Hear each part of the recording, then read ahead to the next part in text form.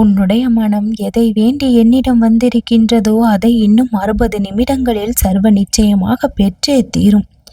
நீ எதற்காக ஆசைப்பட்டு இத்தனை நாள் காத்திருந்தாயோ, எதை நினைத்து நடக்க வேண்டும் என்று மிகுந்த ஆவலோடு அந்த எதிர்பார்ப்பை என்னிடம் வைத்தாயோ, அதை முழுவதுமாக நிறைவேற்றி கொடுக்க இப்பொழுது ஆவலோடு வந்திருக்கின்றேன்.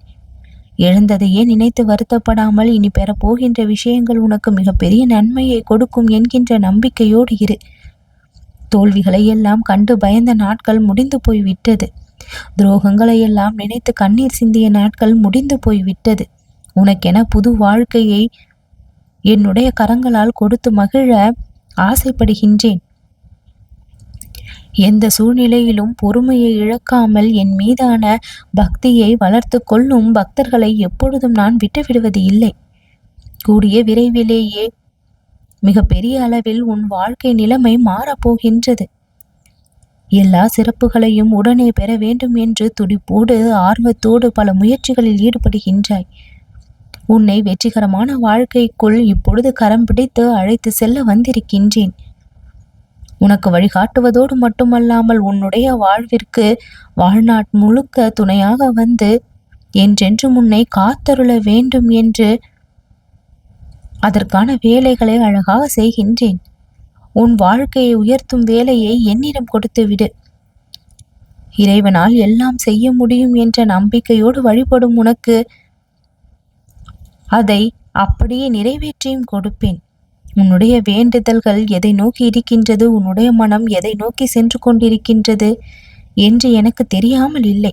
அதில் இருக்கக்கூடிய குழப்பங்களையும் கவலைகளையும் தீர்த்து வைத்து, எதுவும் புரியாமல் இருக்கின்ற விஷயங்களையெல்லாம் உனக்கு புரியவும் வைத்து, உன் வாழ்விற்கு நல்லதொரு வழியை நான் காண்பிப்பேன்.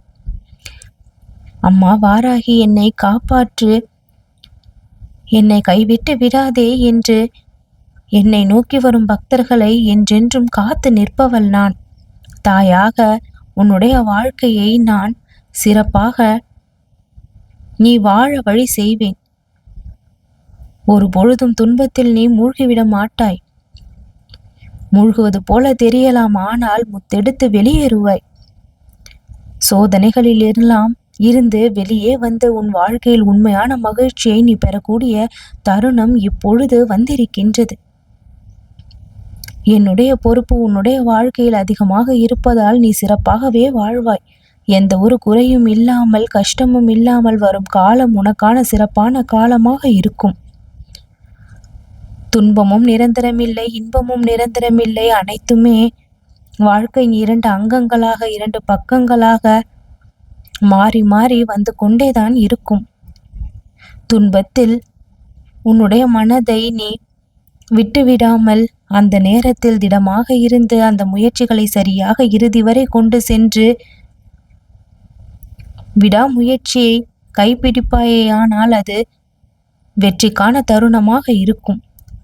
சில விஷயங்களை மாற்ற முடியவில்லை என்று கவலை கொள்ளாதே. மாற்றங்களை நான் கொண்டு வருவேன்.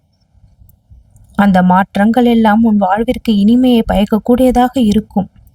வாழ வேண்டிய நாட்களில் எல்லாம் வாழாமல் இப்படி கஷ்டப்பட்டு கொண்டிருக்கின்றோமே என்று கவலை கொள்ளாதே. நீ வாழ வேண்டிய நாட்கள் இன்றிலிருந்து ஆரம்பமாகி விட்டது. உற்ற துணையோடு நல்ல நம்பிக்கையை கொடுக்கக்கூடிய வாழ்க்கையை இன்றிலிருந்து வாழ்வாய். மகிழ்ச்சியான தருணங்கள் பல உன் வாழ்க்கையில் ஆரம்பமாகும். நல்லது நடக்கும்.